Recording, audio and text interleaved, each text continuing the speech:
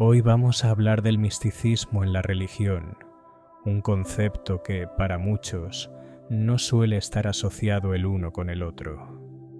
Seguido vinculamos esta palabra más con tradiciones como el hinduismo, el budismo o el esoterismo. Sin embargo, es dentro del cristianismo donde el término misticismo surge y se desarrolla, convirtiéndolo en un contexto esencial para su comprensión. Si bien en otras religiones el uso del término puede resultar problemático, en el cristianismo se ha utilizado a lo largo de la historia para describir una dimensión específica de la fe. Aún así, su significado ha sido interpretado de muchas maneras, lo que ha generado confusión más que claridad. Pero, ¿qué es realmente el misticismo cristiano? ¿Cuál es su origen y qué tradiciones engloba? Acompáñanos en este viaje para descubrir una de las facetas más profundas y enigmáticas del cristianismo. ¿Qué es el misticismo? El misticismo cristiano es un vasto universo que atraviesa algunos de los momentos y personajes más influyentes en la historia del cristianismo. Desde los primeros padres de la Iglesia y el auge del monaquismo, hasta la teología fundamental de las iglesias ortodoxas orientales, encontramos su huella en figuras medievales como Maestro Eckhart e Hildegarda de Bingen, así como en pensadores protestantes como Jacob Böhm y en diversas corrientes espirituales de la actualidad.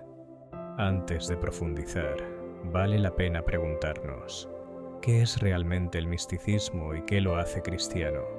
Es un término difícil de definir, ya que suele aplicarse a distintas tradiciones como el cristianismo, el islam o el hinduismo, sugiriendo que comparten algo en común. No necesariamente es así, pero con el tiempo hemos identificado ciertos elementos en cada religión como su dimensión mística. ¿Pero qué es realmente el misticismo? La respuesta no es sencilla. William James, en Las variedades de la experiencia religiosa, lo define como una serie de experiencias en las que una persona se encuentra o se funde con lo absoluto. Sin embargo, esta visión parece demasiado limitada hoy en día. El misticismo no solo abarca experiencias individuales, sino también ideas, textos y prácticas que buscan la trascendencia, la posibilidad de ir más allá de la conciencia ordinaria para encontrarse con Dios e incluso unirse a Él. El problema es que términos como experiencia o unión con Dios pueden significar cosas muy distintas según quien los use. Algunos místicos cristianos, como Maestro Eckhart, rechazaban la idea de las experiencias místicas como algo valioso. Por ello, el estudioso Bernard McGinn propone una definición más amplia. El misticismo en el cristianismo es aquella parte de su creencia y práctica que se enfoca en prepararse para la conciencia de y la respuesta ante la presencia inmediata de Dios. McGinn elige el término conciencia en lugar de experiencia y habla de la presencia de Dios en lugar de unión, evitando así interpretaciones restrictivas. Además, es importante señalar que el misticismo, tal como lo entendemos hoy, es un concepto relativamente moderno. Los llamados místicos de la Antigüedad y la Edad Media no se veían a sí mismos como tales. Simplemente practicaban su religión, ya fuera el cristianismo, el judaísmo o el islam, dentro de una tradición más amplia. Como dice McGinn, ningún místico, al menos antes de la era moderna, creyó en o practicó el misticismo como algo separado de su religión. En otras palabras, el misticismo cristiano no es algo independiente del cristianismo, sino una dimensión de su teología y práctica. Si aceptamos esta definición, encontramos rastros del misticismo cristiano desde sus orígenes mismos, e incluso antes. El misticismo antes del cristianismo. Si definimos el misticismo de la manera en que lo acabamos de hacer, ¿dónde encontramos estas ideas dentro de la tradición cristiana? Básicamente, desde el principio e incluso antes de eso. Como sabemos, el cristianismo surgió a partir del judaísmo, y en esa religión más antigua ya encontramos elementos que podrían considerarse místicos. Muchas de las historias sobre los profetas bíblicos y sus revelaciones de Dios tienen un carácter místico, como la famosa visión del carro de Ezequiel o incluso la naturaleza de algunos salmos. Además, el movimiento conocido como apocalipticismo, que surgió en los primeros siglos antes de Cristo, presentaba visiones místicas dramáticas en textos como el libro de Enoc. En otras palabras, incluso en la época en la que Jesús caminaba por Galilea predicando a otros judíos, ya existía una tradición llena de expresiones místicas.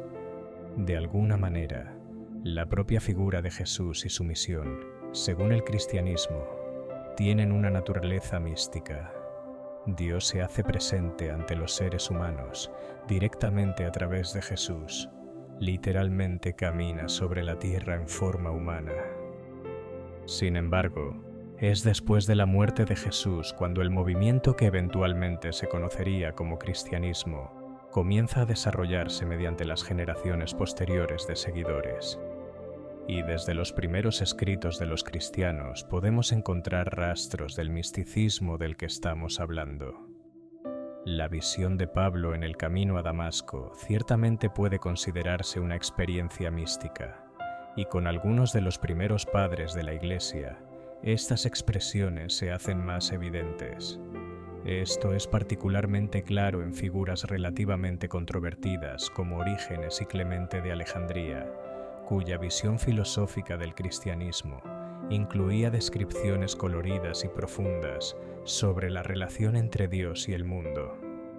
Pero también lo vemos en figuras más aceptadas y fundamentales del pensamiento cristiano, como Gregorio de Nisa y los llamados padres capadocios. La contemplación y la teosis en los primeros siglos del cristianismo. Para entender el desarrollo del misticismo cristiano, es imposible ignorar la influencia del neoplatonismo, una corriente filosófica que dominó el pensamiento en la antigüedad tardía. Muchos de los primeros teólogos cristianos estuvieron expuestos a estas ideas, las cuales influyeron profundamente en su forma de concebir la relación entre Dios y el mundo. El neoplatonismo, fundado por Plotino, sostenía que toda la realidad emana de una fuente suprema e inefable, conocida como el Uno, y que el propósito de la vida espiritual es regresar a esta unidad primordial.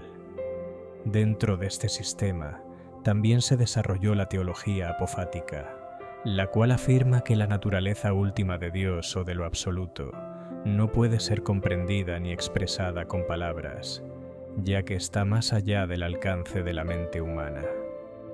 La relación entre neoplatonismo y cristianismo ha sido objeto de debate, pero es innegable que muchos conceptos centrales del misticismo cristiano derivan de esta tradición filosófica. La idea de la emanación, la contemplación y la unión con lo divino son algunos de los temas recurrentes en los primeros escritos cristianos que tienen una clara influencia neoplatónica. La contemplación en los primeros padres de la Iglesia. Desde los primeros siglos del cristianismo, la contemplación, teoria en griego, fue considerada un medio esencial para acercarse a Dios. Algunos de los primeros teólogos cristianos describieron esta práctica como un proceso mediante el cual la mente se eleva por encima del mundo material para alcanzar una visión más pura de lo divino. Un claro ejemplo de esto lo encontramos en Orígenes, quien describía la contemplación de Dios de la siguiente manera: los ojos de la mente se elevan por encima de su ocupación con las cosas terrenales y de su llenado, con las impresiones de las cosas materiales, y son elevados de tal manera que miran más allá del orden creado y llegan a la contemplación pura de Dios y a conversar con Él de manera reverente y adecuada mientras Él escucha. Para los padres de la Iglesia, La intimidad con Dios era el objetivo supremo de la vida espiritual. A menudo hablaban de esta relación en términos de unión con Dios, aunque el significado de este concepto variaba dependiendo del autor. El auge del monaquismo y el misticismo en el desierto. A medida que el cristianismo se consolidaba en el Imperio Romano, las prácticas ascéticas y monásticas cobraron fuerza. Una de las razones fue que, con la legalización del cristianismo, el martirio dejó de ser una experiencia común entre los cristianos. Como alternativa, surgieron nuevas formas de entrega radical a Dios, donde el sacrificio ya no era morir por la fe, sino renunciar al mundo y dedicarse completamente a la vida espiritual. Este movimiento dio origen a lo que conocemos como los padres y madres del desierto, quienes decidieron abandonar la sociedad para vivir en la soledad, la oración y la renuncia. Uno de los pioneros más influyentes de esta corriente fue Antonio el Grande, quien dejó todo para habitar en el desierto y dedicarse exclusivamente a Dios.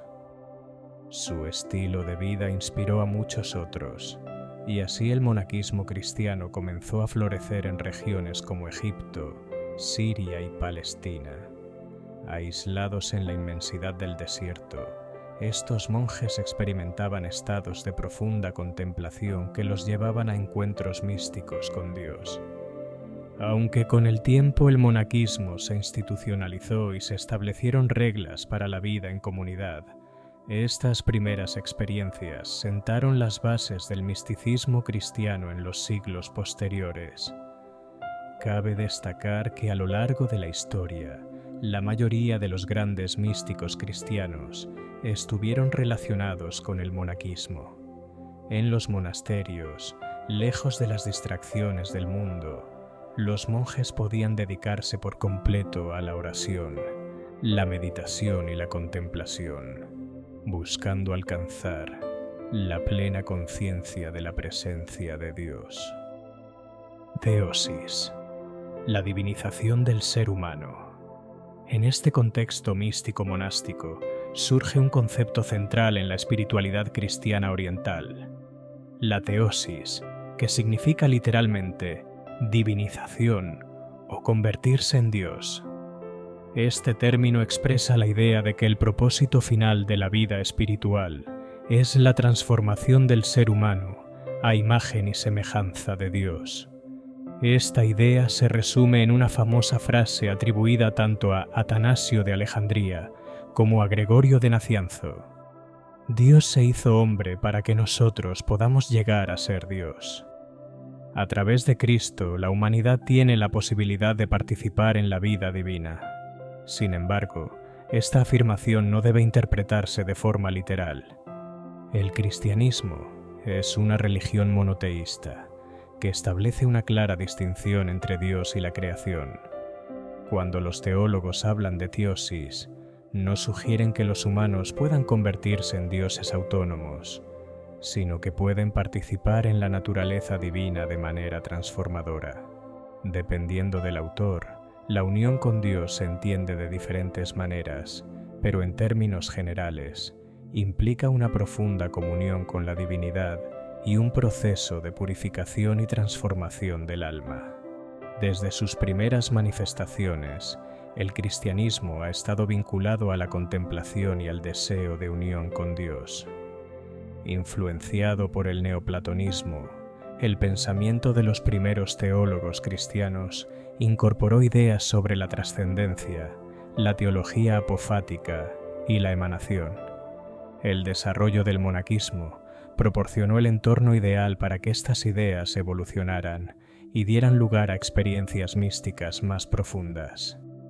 En Oriente, el concepto de teosis se convirtió en el objetivo último de la vida espiritual, mientras que en Occidente, los monjes y teólogos continuaron explorando caminos hacia la intimidad con Dios. A lo largo de los siglos, estas tradiciones han dejado una huella profunda en la historia del cristianismo, influyendo en generaciones de creyentes que buscan, a través de la contemplación y la vida espiritual, acercarse a lo divino. Pseudo Dionisio y el misterio de Dios. Hace más de 1500 años, un misterioso autor conocido como Pseudo Dionisio el Areopagita dejó una profunda huella en la espiritualidad cristiana. Fue él quien en gran parte le dio al término misticismo el significado que hoy conocemos. Sus escritos influyeron en generaciones de buscadores espirituales y marcaron el desarrollo del misticismo cristiano, tanto en Oriente como en Occidente.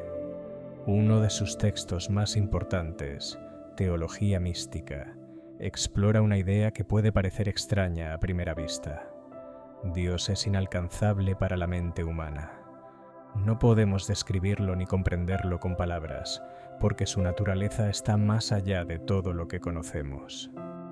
Según Pseudo Dionisio, la mejor manera de acercarnos a Dios no es acumulando conocimientos sobre Él, sino deshaciéndonos de todo lo que creemos saber. Es un proceso de desapego total, en el que nos sumergimos en la oscuridad y el vacío de nuestra propia conciencia, hasta llegar a experimentar la presencia divina. La oscuridad como camino a Dios. Para ilustrar esta idea, Pseudo Dionisio usa la historia bíblica de Moisés subiendo al monte Sinaí para encontrarse con Dios. En el relato, Moisés deja atrás al pueblo y avanza solo hacia una densa oscuridad, donde finalmente entra en comunión con lo divino. Dionisio interpreta este pasaje como una metáfora del viaje espiritual. Moisés se aleja de todo lo que puede ser visto y conocido y se adentra en la misteriosa oscuridad del no saber. Solo allí, despojándose de todo, es capaz de unirse completamente con aquel que está más allá de todo entendimiento. Esta idea puede sonar abstracta, pero para Dionisio no se trata solo de un concepto filosófico, sino de una práctica espiritual real. No es solo hablar sobre Dios, sino un método para experimentarlo directamente. El teólogo ortodoxo Timothy Ware explicó que la enseñanza de Dionisio no es solo un argumento sobre la trascendencia de Dios, sino una forma de oración y contemplación para alcanzar la unión con Él. Encontrar a Dios en el silencio interior. La influencia de Pseudo Dionisio en la espiritualidad cristiana fue inmensa. Sus ideas se convirtieron en la base de muchas corrientes místicas dentro de la Iglesia Ortodoxa Oriental y también en la Iglesia Católica. Para muchos cristianos a lo largo de la historia, la clave para experimentar a Dios no estaba en buscarlo fuera, sino dentro de uno mismo. A través de la purificación del alma y el desapego de todo lo material, el ser humano podía entrar en esa oscuridad sagrada y descubrir paradójicamente la luz de Dios. Como dice el Evangelio de Lucas, el reino de Dios está dentro de ustedes. O en palabras de Antonio el Grande, uno de los primeros místicos cristianos, el que se conoce a sí mismo, conoce a Dios. Pseudo Dionisio nos invita a un camino poco convencional. Aprender a ver a Dios en el silencio, en el vacío, en lo que no puede explicarse con palabras. Un viaje que no se trata de acumular conocimientos, sino de rendirse a lo desconocido para finalmente encontrarnos con lo divino. El gran cisma, catolicismo versus ortodoxia. Y a lo largo de los siglos, la Iglesia cristiana experimentó divisiones por diferencias en teología y autoridad, lo que culminó en el Gran Cisma de 1054. En ese momento, el cristianismo se fracturó en dos grandes ramas, la Iglesia católica en Occidente y la Iglesia ortodoxa en Oriente. Aunque el misticismo ha sido una parte fundamental en ambas tradiciones, se suele decir que tuvo un papel más predominante en la Iglesia ortodoxa. En la Iglesia católica, el auge del escolasticismo durante la Edad Media llevó a que el enfoque racional y filosófico desplazara en cierta medida la importancia del misticismo. Sin embargo, esta es una visión simplificada del desarrollo espiritual de ambas corrientes. En la tradición ortodoxa, el esicasmo surgió como una práctica central para la experiencia mística. Este método de meditación se basa en la repetición constante de la oración de Jesús, acompañada de posturas y movimientos corporales específicos para alcanzar un estado de comunión con Dios. Figuras como Gregorio Palamas defendieron el esicasmo y sus enseñanzas fueron incorporadas oficialmente a la teología ortodoxa. El teólogo Vladimir Lossky, en el siglo XX, destacó la relación inseparable entre teología y misticismo dentro de la Iglesia ortodoxa, afirmando: la tradición oriental nunca ha marcado una división clara entre misticismo y teología, entre la experiencia personal de los misterios divinos y el dogma eclesiástico. No hay misticismo cristiano sin teología, pero sobre todo, no hay teología sin misticismo. A pesar de que en la Iglesia ortodoxa, el misticismo siguió siendo un pilar fundamental, en la Iglesia católica también continuó evolucionando y manifestándose de diversas formas a lo largo de la historia. A medida que el cristianismo evolucionaba, también lo hacían sus prácticas espirituales. Desde los primeros siglos, la búsqueda de una conexión más profunda con Dios llevó al desarrollo de nuevas formas de oración, meditación y experiencias místicas. El esicasmo fue solo una de las muchas prácticas que surgieron con este propósito. Durante la Edad Media, floreció una de las épocas más ricas en literatura mística, con escritos que influenciarían el pensamiento cristiano hasta la actualidad. En el cristianismo occidental, el monacato se convirtió en el centro del desarrollo místico. Los monasterios no solo eran espacios de oración, sino también lugares donde se preservaba y se profundizaba el conocimiento espiritual. A lo largo de los siglos, surgieron diferentes órdenes monásticas, muchas de las cuales siguen existiendo hoy en día. Los benedictinos, los cistercienses y las órdenes mendicantes, como los dominicos y los franciscanos, fueron comunidades de hombres y mujeres que tomaban votos de celibato, obediencia y vida en comunidad, siguiendo reglas espirituales basadas en las enseñanzas de sus fundadores. Cada orden tenía su propio enfoque. Los franciscanos, por ejemplo, se inspiraban en San Francisco de Asís, mientras que los dominicos seguían las enseñanzas de Santo Domingo. San Francisco de Asís dejó una huella imborrable en la historia del misticismo cristiano. A diferencia de los ermitaños que se aislaban completamente del mundo, Francisco promovía una vida ascética en medio de la sociedad, poniendo el servicio a los demás en el centro de su camino espiritual. Su enfoque transformó la forma en que muchas órdenes monásticas vivían su espiritualidad en los siglos posteriores. El monacato no fue exclusivamente masculino. Las mujeres también desempeñaron un papel fundamental en el desarrollo del misticismo cristiano. Algunas vivían en monasterios organizados como monjas, mientras que otras llevaban su vida espiritual de manera más independiente.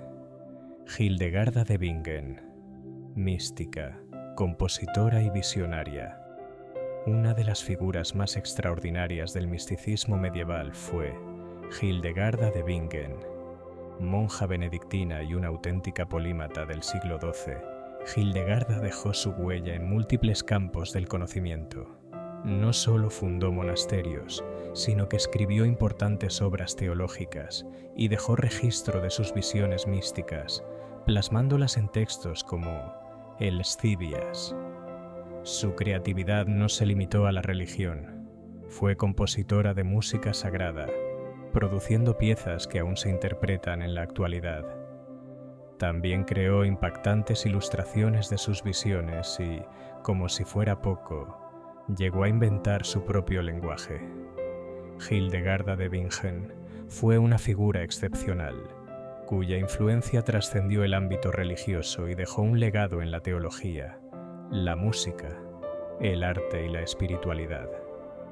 Su vida es un testimonio del impacto que el misticismo cristiano tuvo en la historia de la humanidad. Las beguinas. Mechtilde de Magdeburgo y Adewitch. En la Europa medieval, no todas las mujeres que buscaban una vida espiritual profunda lo hacían dentro de un convento. Las beguinas, por ejemplo, formaban comunidades piadosas que se parecían a los monasterios, pero con una diferencia crucial. No tomaban votos religiosos. Esto significaba que podían entrar y salir de la comunidad según su voluntad, sin estar atadas de por vida a la estructura de la Iglesia. Esta independencia les permitió explorar su fe de maneras únicas, alejadas de las rígidas normas eclesiásticas. Su espiritualidad era intensa, apasionada y profundamente personal, lo que dio lugar a algunas de las experiencias místicas más extraordinarias de la Edad Media. Dentro de este movimiento surgieron figuras como Mechtilde de Magdeburgo y Hadewitch, dos de las escritoras más fascinantes del misticismo cristiano. Lo que hace que sus textos sean tan impactantes no es solo el hecho de que fueron algunas de las primeras mujeres en escribir sobre su experiencia espiritual en lengua vernácula, sino la intensidad con la que describen su unión con Dios, cuando el amor humano y el amor divino se entrelazan. Al leer sus escritos, hay algo que salta a la vista de inmediato. Su relación con Dios se describe en términos de amor y deseo, al punto de tomar un tono casi erótico. Influenciadas por la poesía del amor cortés, estas místicas expresaban su devoción a Dios no como un simple acto de obediencia, sino como una historia de amor arrebatadora. Para ellas, Dios no era solo una entidad distante a la que adorar, sino un amante al que anhelaban con todo su ser, un ser cuya presencia deseaban experimentar en lo más profundo de su alma. Hadewitch, por ejemplo, lo expresa con una ternura casi palpable. Vemos su boca acercarse para besarnos a aquel que lo desea. Sus brazos están abiertos. El que quiere ser abrazado puede lanzarse en ellos. Por su parte, Mechtilde de Magdeburgo lleva esta imagen aún más lejos en su obra La luz fluida de la divinidad. En su descripción de la unión con Dios, usa un lenguaje tan íntimo que podría confundirse con la poesía de dos enamorados. La novia de todas las delicias va hacia el más hermoso de los amantes, en la cámara secreta de la divinidad invisible. Allí encuentra la cama y la morada del amor, preparadas por Dios de una manera que está más allá de lo humano. Nuestro Señor le habla: «Quédate, alma mía». «¿Qué me pides, Señor?», responde ella. «Quítate la ropa, alma mía, pues estás tan completamente formada a mi naturaleza que nada, ni lo más mínimo, puede interponerse entre tú y yo». En este juego de metáforas, el acto de despojarse de la ropa representa el abandono total del ego, de la voluntad individual, para entregarse completamente a Dios. Es una fusión de lo humano con lo divino, una entrega absoluta donde el amor deja de ser solo un sentimiento y se convierte en un estado del ser, una espiritualidad fuera de lo convencional. Esta visión del amor divino tan cargada de emoción y deseo no era común dentro de la espiritualidad cristiana tradicional. La libertad de las beguinas les permitió explorar una relación con Dios más allá de los dogmas y las normas impuestas, dándole voz a una forma de misticismo más personal, más visceral. No es casualidad que sus escritos sean tan memorables. En un mundo donde la religión solía ser vista como un camino de normas y sacrificio, ellas la vivieron como un acto de amor puro, intenso y apasionado. El amor y la unión con Dios. En el misticismo cristiano, el amor es el motor que impulsa al alma hacia Dios, convirtiéndose en el único camino verdadero para experimentarlo. Aunque la razón y la filosofía pueden ayudarnos a comprender ciertos aspectos de la realidad, cuando se trata de Dios, estas herramientas resultan insuficientes. Su naturaleza es tan trascendente que no puede ser captada completamente por el intelecto humano. Por esta razón, los místicos han explorado formas alternativas de conocimiento, donde el amor juega un papel central. Al igual que los sufíes en el Islam, muchos místicos cristianos sostienen que solo el amor puede llevarnos a un verdadero encuentro con Dios. En las beguinas, esta idea alcanza un nivel extremo. Su amor por Dios no es solo devoción, sino un anhelo tan profundo que se convierte en un sufrimiento apasionado, una especie de incendio interior que las consume hasta que su propia identidad desaparece por completo.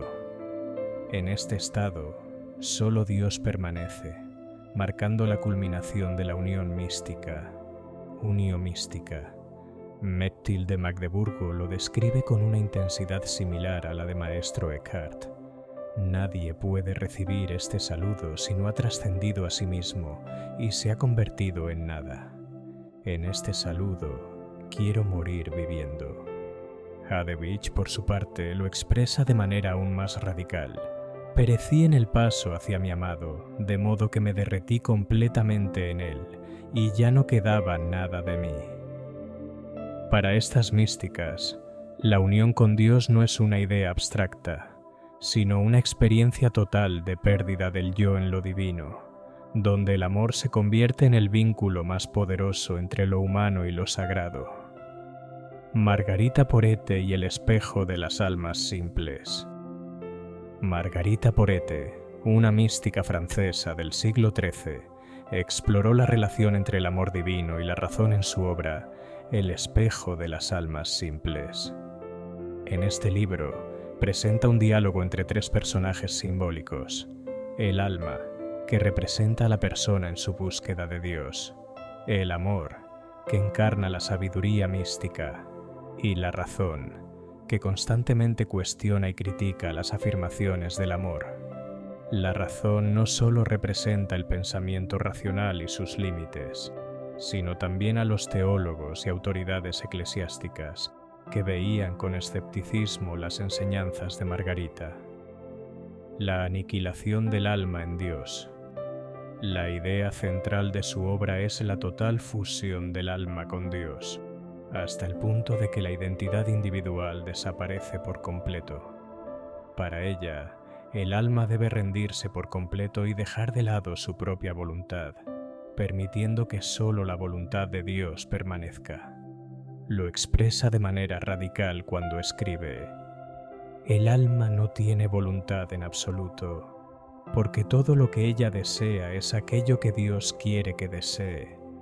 No hay distinción entre su voluntad y la de Dios. Estas afirmaciones fueron consideradas herejía por la Iglesia de su tiempo.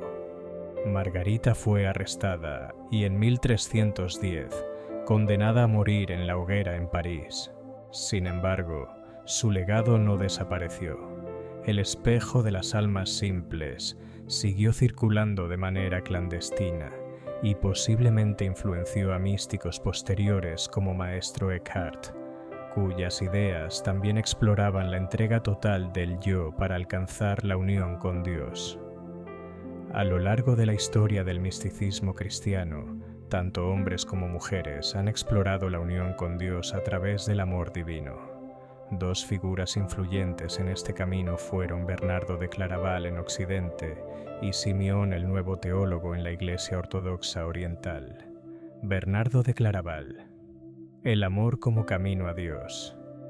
En el siglo XII, Bernardo de Claraval, monje cisterciense y reformador monástico, dejó una profunda marca en la espiritualidad cristiana. Su papel no solo fue clave en la fundación de los Caballeros Templarios, sino que también destacó por su interpretación del Cantar de los Cantares, un libro bíblico que veía como una metáfora del amor entre el alma y Dios. Para Bernardo, el misticismo es un camino de purificación. A medida que el ser humano deja atrás los deseos terrenales y se entrega completamente a Dios, alcanza la unión con el amor divino. Sin embargo, hacía una distinción importante. La unión con Dios no es permanente en esta vida, sino que solo se alcanza por completo tras la muerte. No es todo el ser humano quien se une a Dios, sino específicamente su voluntad, algo que recuerda a las enseñanzas de Margarita Porete. Simeón el Nuevo Teólogo.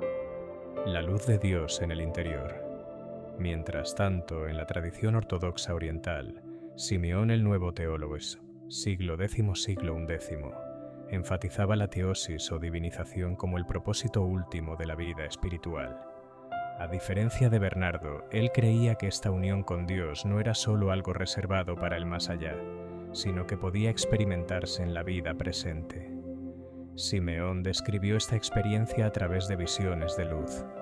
De repente, percibí un calor divino, luego una pequeña radiación que brillaba, luego un fuego se encendió en mi corazón, causando un flujo constante de lágrimas. Después, un rayo fino atravesó mi mente, más rápido que un relámpago. Para Simeón, esta luz no era simbólica, sino la luz real de Dios, la misma que vieron los discípulos en el monte Tabor durante la transfiguración de Jesús. Lo más impactante de su enseñanza es que aseguraba que esta luz está presente en cada ser humano. No es necesario buscar a Dios en el mundo exterior, sino que hay que mirar dentro de uno mismo, en lo más profundo del alma. Como él mismo decía, si Él es la luz y no lo percibimos en nosotros, ¿en qué nos diferenciamos de un cadáver? Las experiencias de Simeón no eran simples visiones espontáneas, sino el resultado de una profunda práctica espiritual, la cual con el tiempo se estructuró dentro de la tradición del esicasmo, una forma de meditación ortodoxa centrada en la repetición de la oración de Jesús y la contemplación interior. Dos caminos, un mismo destino. Aunque sus enfoques eran distintos, tanto Bernardo de Claraval como Simeón el Nuevo Teólogo compartían la idea de que el amor y la entrega total a Dios eran la clave de la unión mística. Mientras Bernardo veía esta unión como un objetivo final en la eternidad, Simeón defendía que era posible experimentarla aquí y ahora, a través de la luz divina que habita en cada ser humano. A lo largo de la historia, el misticismo cristiano ha estado acompañado de prácticas contemplativas diseñadas para ayudar al alcanzar la unión con Dios. Tanto en la Iglesia ortodoxa como en la tradición católica, surgieron métodos específicos para entrar en este estado de comunión divina. Esicasmo, el silencio interior en la Iglesia ortodoxa.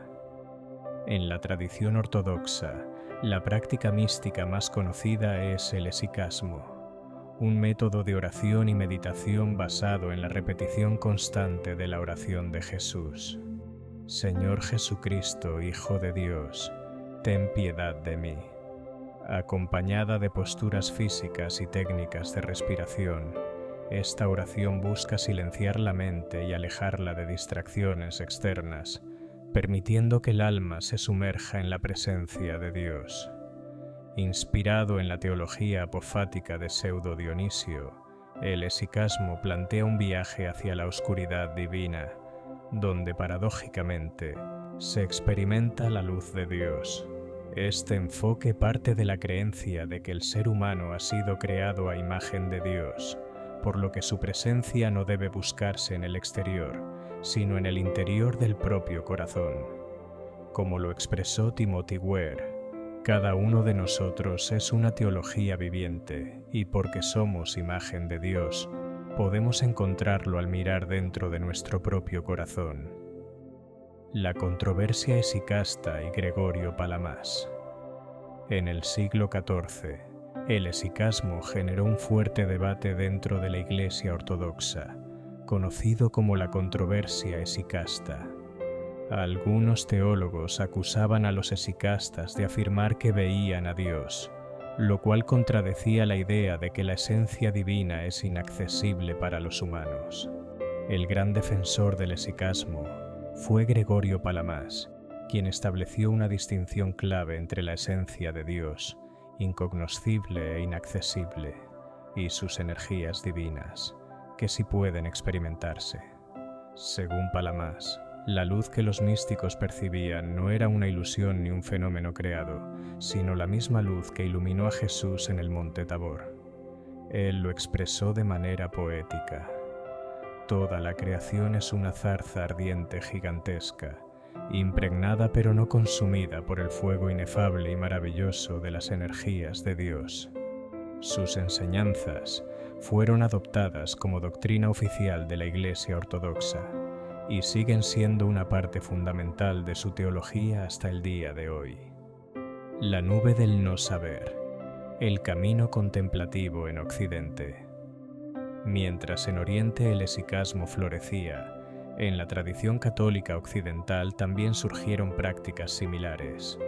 Uno de los textos más influyentes de la mística medieval fue La nube del no saber, escrito en el siglo XIV por un autor anónimo. Este libro es una guía para la contemplación mística, donde se explica cómo el alma debe apartarse completamente del mundo exterior y enfocarse únicamente en Dios. El proceso consta de 2 etapas. La nube del olvido. Se debe dejar atrás todo pensamiento terrenal y preocupaciones mundanas. La nube del no saber. El alma entra en un estado de ignorancia divina, donde se abandona el conocimiento racional para experimentar directamente a Dios. Aunque usa un lenguaje y enfoque distintos, este método tiene muchas similitudes con el esicasmo ortodoxo, ya que ambas tradiciones buscan la experiencia directa de lo divino a través del silencio y la contemplación. La filosofía mística de Meister Eckhart y la defensa del esicasmo, por Gregorio Palamas. El misticismo cristiano no solo se ha basado en experiencias y prácticas espirituales, sino que también ha inspirado profundas reflexiones filosóficas sobre la relación entre Dios y la creación. Meister Eckhart, el fondo divino de todo. Uno de los pensadores más influyentes en la mística cristiana fue Meister Eckhart, un monje dominico del siglo XIII a XIV. En su visión, Dios es el Grund o fondo, la esencia absoluta de toda la realidad. Para él, este fondo es ser puro, más allá de cualquier atributo o definición. Lo más radical en su pensamiento es la idea de que el fondo del alma humana y el fondo de Dios son el mismo fondo, lo que significa que, en lo más profundo, Dios y el ser humano no están separados. Como él mismo escribe, el ojo con el que veo a Dios es el mismo ojo con el que Dios me ve a mí. Eckhart sugiere que la existencia individual es una especie de ilusión, ya que todo lo que existe en realidad es solo una manifestación del ser divino. Estas ideas le trajeron problemas con la Iglesia Católica, que consideró algunas de sus enseñanzas heréticas. Sin embargo, su pensamiento ha perdurado y sigue siendo clave en la tradición mística cristiana. Gregorio Palamas y la luz divina en el esicasmo. Mientras que Eckhart generaba controversia en Occidente, en la Iglesia Ortodoxa Oriental, Gregorio Palamas, un monje del monte Athos, defendía la experiencia directa de Dios en la práctica esicasta. En respuesta a las críticas contra el esicasmo, Palamas desarrolló una distinción clave entre la esencia y las energías de Dios. Según él, la esencia divina es totalmente inaccesible para los humanos, pero sus energías pueden ser experimentadas y compartidas. Palamas argumentaba que la luz que los esicastas percibían no era creada ni figurativa, sino la misma luz divina que rodeó a Jesús durante la transfiguración en el monte Tabor. Como él lo describió, toda la creación es una zarza ardiente gigantesca, impregnada pero no consumida por el fuego inefable y maravilloso de las energías de Dios. Las enseñanzas de Palamas fueron adoptadas como doctrina oficial de la Iglesia Ortodoxa, consolidando el esicasmo como una parte fundamental de la teología oriental.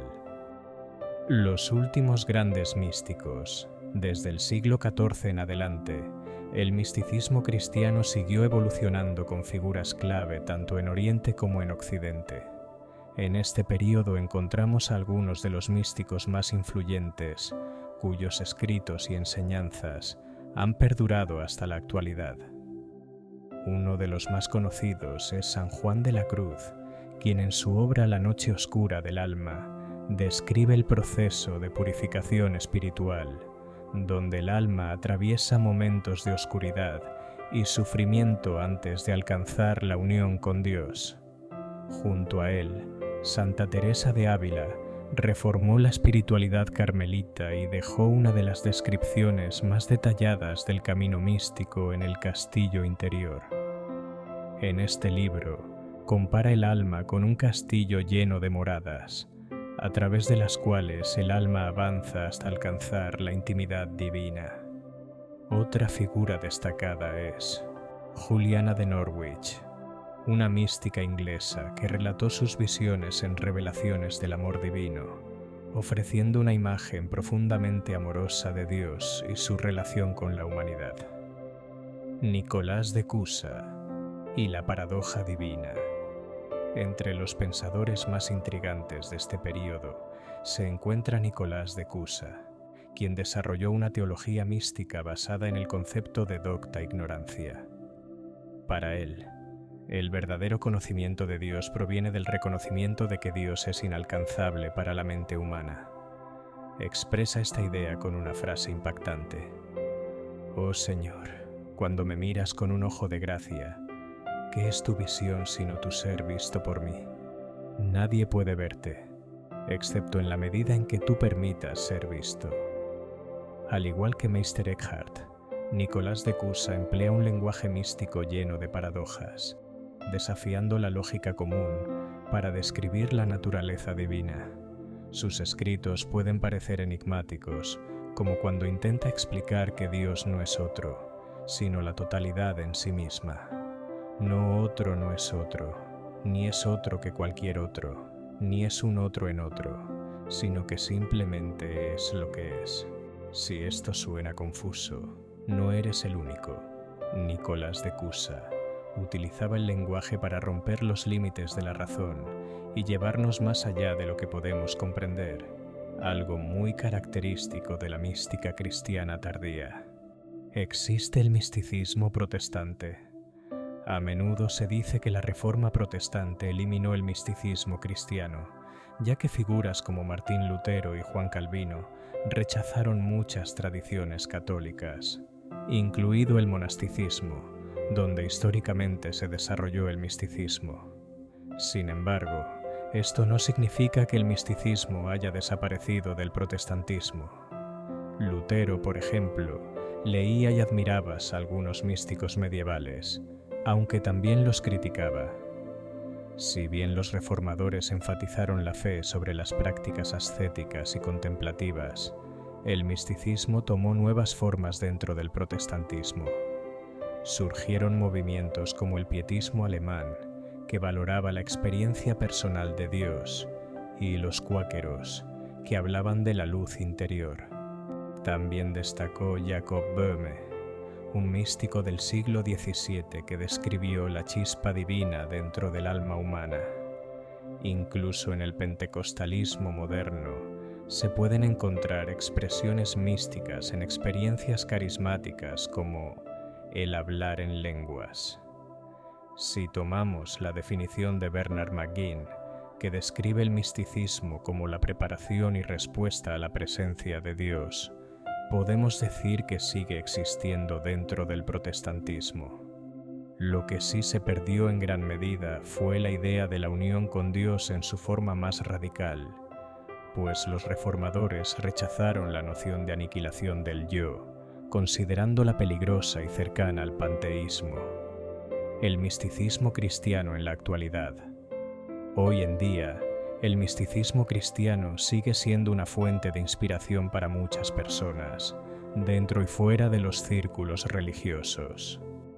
En Europa y América, quienes buscan una espiritualidad más profunda han encontrado en místicos como Meister Eckhart, San Juan de la Cruz y Teresa de Ávila una alternativa a formas más rígidas de religión.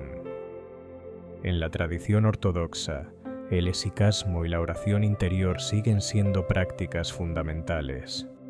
Mientras tanto, en la Iglesia Católica, comunidades monásticas continúan con una vida de contemplación y búsqueda de Dios a través de la oración.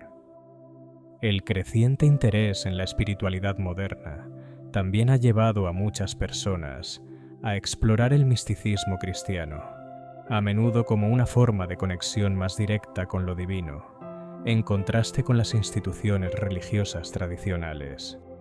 Sin embargo, el misticismo cristiano no es un fenómeno marginal ni una moda reciente. Desde los primeros padres de la Iglesia hasta figuras medievales como Pseudo Dionisio y Teresa de Ávila, ha sido una parte central de la fe cristiana. Su legado ha influenciado tanto la teología como la vida espiritual de millones de personas, mostrando que la experiencia religiosa puede ser mucho más rica y variada de lo que solemos imaginar. Con esto concluimos el tema de hoy. Si te gustó este video, no olvides dejar tu like y suscribirte a Camino Divino para seguir explorando juntos las grandes preguntas de la religión. ¿Qué otro tema te gustaría que abordáramos en profundidad? Déjalo en los comentarios, que siempre los leemos. Nos vemos en el próximo video. Y recuerda, cuestiona, reflexiona y mantén la mente abierta. Hasta pronto.